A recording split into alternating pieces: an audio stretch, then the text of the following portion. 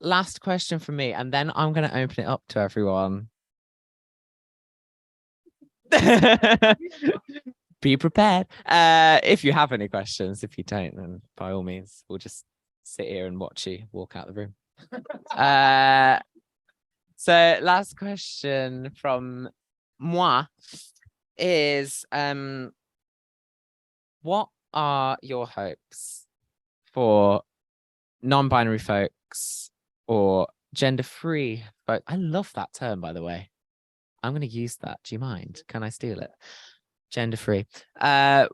What are your hopes for non-binary, gender-free, whatever the fuck else you want to call us, folks in the future? Yes, please do start. It would be great to not have to shapeshift into government and state regulated genders.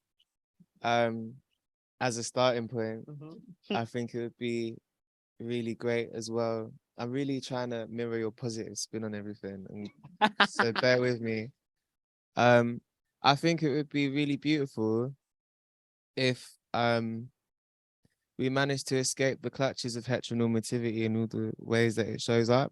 Like even in queer relationships, we can fall into patterns of like binary thinking and binary ways of operation.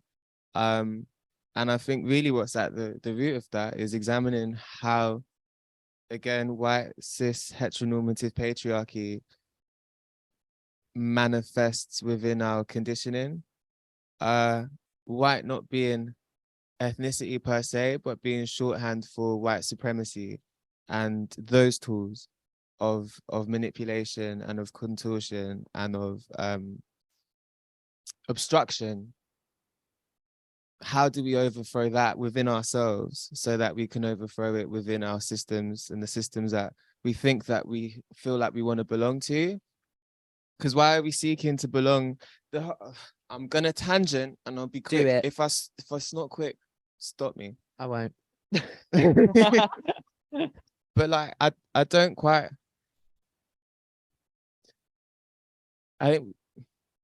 God. We have to recognize that it's not coherent. It's not. I'm gonna let it bake. I'll come back. Please do. Please do. So I'm going to do a hope thing, but it comes with a content warning. I will talk slightly about suicide here and suicidal ideation. So just protect yourself. I spent 40-something years trying to kill myself. Very unsuccessfully. I'm incompetent at it, which is great. I want my hope for the future for non-binary people is for people not to feel that pressure, not to feel that external pressure or that internal pressure or that pressure of not feeling like you belong anywhere that just eats away at you. Because even when you come out the other side and you want to be here and you wake up every day and you're like, I'm awake, and that's an amazing thing because it didn't used to be an amazing thing. It's still really difficult sometimes to live in that world, but I want none of you to have to deal with that. I've got a nephew now who's just turned 1, or a nibbling. I'll call them a nibbling because we don't know what gender they're actually going to turn out to be. I want them to have that freedom to choose and not feel the same pressure that I did. I want all the people who were 1 when I was 1, who felt like I did, who didn't make it through, because I'm 53 and I feel like I'm past the half-life of non-binary people who grew up, who were born when I grew up. I feel like there's so many of us who didn't make it through, and I want more and more of you to make it through. I want more of you to make it into your 50s, into your 60s, and I want to see old non-binary people. I want to not go to more funerals for young queers. I want to be there and be celebrating you getting the fucking old. I want us to build a non-binary retirement home.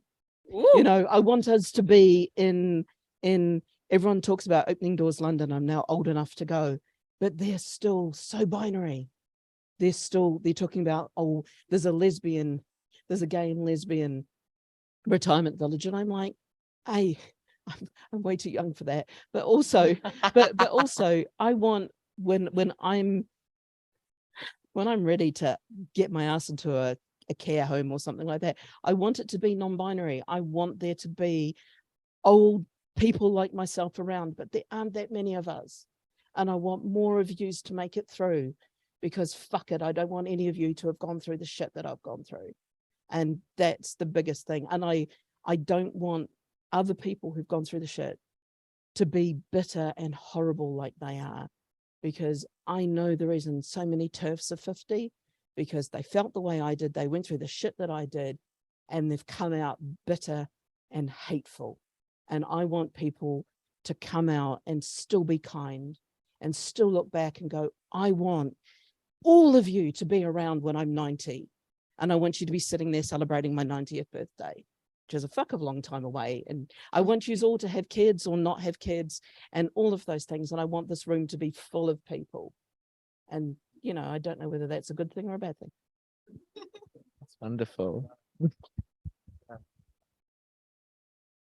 Thank you. Thank you for sharing that. Thank you. Yeah, thank you. It's really honest. I remembered what I was gonna say. Please go Yeah. ahead, please. I was thinking about tables, and I was thinking about the phrase "the seat at the table," and it's used in lots of different contexts. In this context, the table, the chair, the room is heteronormativity. Why do we want to be sat at that table? Very confusing, which is what added to the point I was talking about with deconditioning and not having that in our personal and intimate spaces, or in the spaces that we have to work in, or in like any of the other spaces that we have to occupy, because we should have the freedom to choose to do something different, and the freedom to choose not to construct tables. Tables are rigid and square and angular, and that's not what we are by nature, by in our core, for myself at least, and I feel like for a lot of us in this room. So what's the point in fighting to sit? What's that English phrase? What do English people say? All sorts of shit. Yeah, mad idioms.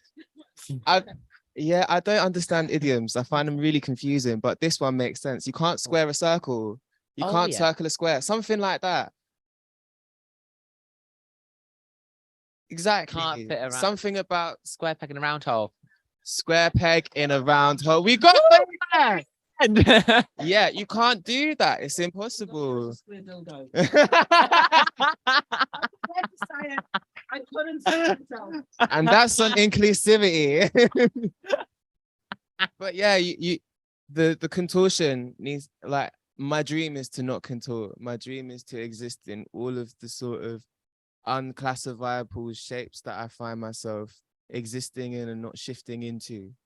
And my hope is that we don't feel like we have to do that anymore, that we can thrive and build gender-free and non-binary retirement homes, and they don't have square doors. Maybe maybe we're limboing in to keep our hips in check. I don't know, but like, there's so many possibilities, and the failure of imagination in this silly little sinking island is so upsetting. There is no imagination here. Nothing grows here. So the least that we could do is feed ourselves and grow ourselves and become something new. Thank you. So I've just got a vision of us all walking into like a hobbit hole when we're retired. Do you want to go before? Yeah. What was the surprise? They want to say something weird. Sorry, I would also never make it in this retirement home. Not because I don't want to, but because my limboing is really horrible. So I'm like, where's Lilli at? I'm like, oh, still at the door. Still not making it in. Well, because a big thing is like the dreaming. I can be many things, but I will probably always be an idealist. It's just like, I just always want to see the best in people, and I just want always to have my dreams pushing me, because the last thing I want is my fears holding me back.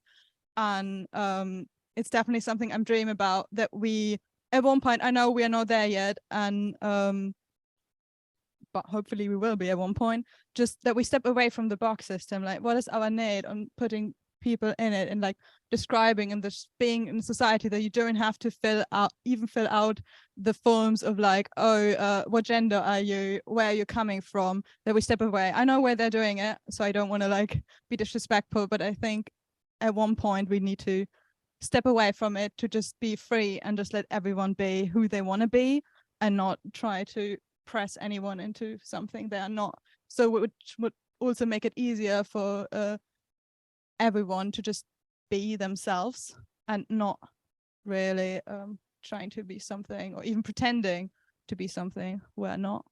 And I think that's kind of my dream, what we could go to. Thank you very much. My dream or dreams for, no, I think I'm going to stick with dream. My dream for all of us in the future is, again, love. I think it all comes back to love. It's taken me so long to love myself in this world of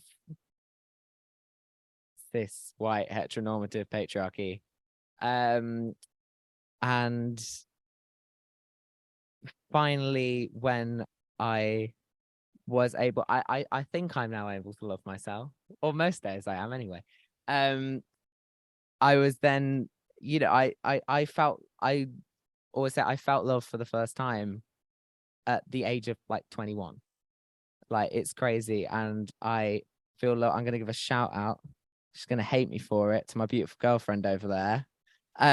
Like, me loving myself has enabled me to love and enabled me to be loved. And I feel like that is something that a lot of us live like, or particularly in past years, past generations, have lived such loveless lives, which gonna try and keep it light-hearted. Queer joy. Woo! Queer joy. But you know, I want that for all of us. I want us all to experience love, whether that is loving yourself, whether that is loving someone else, whether that is being loved by other people. Because, you know, it's all right being loved by other people, or other people saying that they love you, but are they loving you for what they see, or are they loving you for who you actually are? And I feel like now, the reason, you know, I've had people tell me they love me before, but like not to show off, but like now when I get told I love you, it actually it means something, because this person that is telling me that they love me knows who I am, like who I actually am. Like, I'm not hiding behind, you know, me behind this little mannequin of little, here's man Harry, love me. No, you know, this person knows who I am, or these people, there are other people. These people know who I am, and they tell me they love me for who I am, who I actually am. So yes, love is what I want, more love. I also think it's possible to be loved and to love, even if you can't love yourself at the time. Yes. It is completely, there are times when you can't love yourself, but having somebody love you is still totally possible, and you can still love them back. Because I think that RuPaulism of, you can, how can you love somebody else if you can't love yourself, or whichever way around it goes, that sets an unrealistic expectation on some of us, because it is very hard to love yourself. It is very hard to love who you are and to be kind to who you are. But if you can experience love, then that's a really, really cool thing. Yeah. Thank you. Love. That's another RuPaulism. Everybody say love. I prefer that one. Sod the fucking fracker. Sorry, I was supposed to keep it PG on the podcast, wasn't Oh, don't worry. Oh, Trust me. This is mild. I'm gonna throw it out to people. Shall I pass the mic round? Before I throw it out, does anyone have any questions? Hey. Woohoo! Who's getting the mic first? Whoa. You're the first. Because I just love the jumpsuit. I really love the. Oh dear. Yeah. It's gorgeous. I love it. Hello, I'm fine. I'm being her, but I'm still navigating that space, but I'm comfortable with them as well. Thank you so much. It's really how do I ask this question? So, try not to be judgmental, but I am struggling interacting with people who don't want to understand about anything outside of the binary. So I was thinking, what is the best way to sort of like educate or broach the subject, or sort of, I don't know, not be like sort of angry and force like on them. One of the things that I found at my job, because I've been educating people on pronouns and getting them to understand that there are non-binary people, and I have had to deal with people who are gender critical. I've had to deal with people in public meetings who challenged me for asking their pronouns. I've just found there's almost a grey wall defense. And when people say, "Oh, I don't know what these pronoun things are," and it's like, it's okay, which one to call you he, she, or they? And literally, just by asking that question, that really, oh, it's not a problem. Let me just educate you ever so slightly on what a pronoun is, because, you know, basic fucking English. And they're like, oh, it's this pronoun. And so that's fine. The other one that I've also had to deal with is you can use any pronoun as long as you're polite. One of the coolest things was, and I've had this happen 3 or 4 times in public meetings. The first time it happened, I was there with a colleague. The colleague messaged me and said, "Would you like me to take the meeting for a couple of minutes and share it and give you a few seconds to recover from that, because that's really unfair. I don't know how to respond, but I want to give you a couple of minutes." And I was like, no, it's cool. I can deal with this. So I just said, okay, so we'll use she for you for now, because she was a she, and if I'd used anything else, it would have been kicking off. The next time that it happened was about 3 months later. And again, my colleague was like, "Do you need any help?" And I was like, no, I got this, and did the same response. The third time that she did it, I didn't say anything. The next person who introduced themselves was like, "I'm Andy and I'm a he." And it was so funny because everyone in those public meetings suddenly had turned around and had realized that it was uncool to make those statements. And she suddenly found herself on the wrong side of the group. And it's that slow movement that we start to win. And it's getting our allies to recognize that by standing up and saying, "Hey, I'm so-and-so, this is my pronoun," just makes that space a little bit safer for us. Now, my pronouns are also complicated because I go by they most of the time, but when I'm in queer spaces, I usually go by she, as in she's a bougie girl. She likes getting her nails done, and she likes, and she plays with her hair. But that's a she that's gone all the way out over there somewhere, been queered massively, and come back as a very queer glitter-based she, and is not a default she. So that playfulness of pronouns is also something that is very joyful as well, and you can play with. Does that kind of help somewhat? Other than just basically bombing the tips. I'm a lot less gracious. The internet is accessible usually for the people that are saying those kinds of things, right? And also I'm a consultant, so I get paid to educate people on these kinds of things. Free labor is our history, and I don't believe in doing any more of that. And I don't feel like you should feel an obligation to do so either. Allyship is about people who have greater privileges using that latent power and stepping into it and doing that work on your behalf. So I'd encourage you to find allies who might be able to speak more on the level of the people who are being critical of gender, to save yourself the burden of having to deal with it. That, because I'm tired, and that's coming from a tired person. It's just something which helps me, which might not help anyone else, but I found it very helpful. So every time, because I come from, I'm originally from Germany, and we have a saying about making someone walk in your shoes. I think it's something similar exists in English, but we can't, like, whatever we try, however, if we're like making people or explaining it ourselves or trying to contact, but we don't have any control if the other person or how the other person responds. So the only thing I can do is look at what I can do, because I have no control how the other person reacts. I don't know if I ever will make them be more tolerant. I don't know. It's also, on the other hand, not, well, as long as you're not, it's our thing of like making sure we are feeling safe and we are being seen, but putting up the wall if we want to put up a wall, because we can't affect what the person on the other side is doing, and it should not be our thing. If they want to be intolerant and ignorant for the rest of their lives, it's their loss, because that's kind of how I see it. They're just losing out, and that's kind of how I like to approach it, being like, whatever you do, it's kind of not my truth to wear.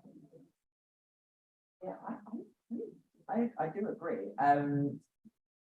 But I mean, most of the time, me personally, I'm not a confrontational person, so to speak. However, you know, if I'm respecting you as I do, I am respectful, and you're not respecting me back, we're going to have problems. So I tend to just try and combat it head on, really. Correct them every time they misgender me. You know, point out what they're not quite understanding. But sometimes you have to protect yourself. Sometimes it gets too much. And yeah, I agree. Sometimes I just have to put up not necessarily a wall of like, you're not going to upset me because it is upsetting. But yeah, put up that defense sort of, which is hard to do.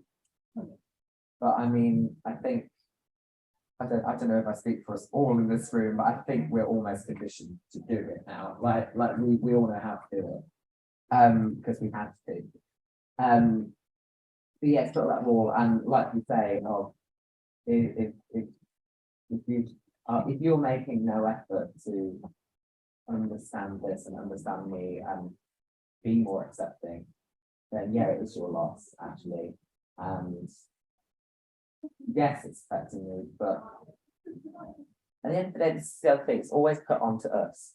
Like, I'm sorry, we're the ones, we're the ones like here, we're the ones at the bottom of the pile right now. Like, we're the ones that are being attacked. I'm gonna use that in for use of a better word.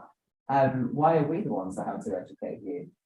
And it goes for a lot of things. It goes for racism also. It goes for sexism. It goes for all sorts of things. Everything's interlinked at the end of the day. Why is it always us that are having to educate the perpetrators? You know, so sometimes I get into that mindset of like, do you know what? If you're not going to take time to understand, then I haven't got something for you. Even if I have to have time for you, obviously it depends on the situation. You know, this is my boss. like I want the men, but so yeah, I think it depends on the situation, but yeah, I try to combat it head on in whatever way I can until it's too much. And I actually just need to stop and realise that you aren't going to change yet. There's always a yet. It's never too late for an old dog to learn new tricks. I don't think. We have another question. Please take away.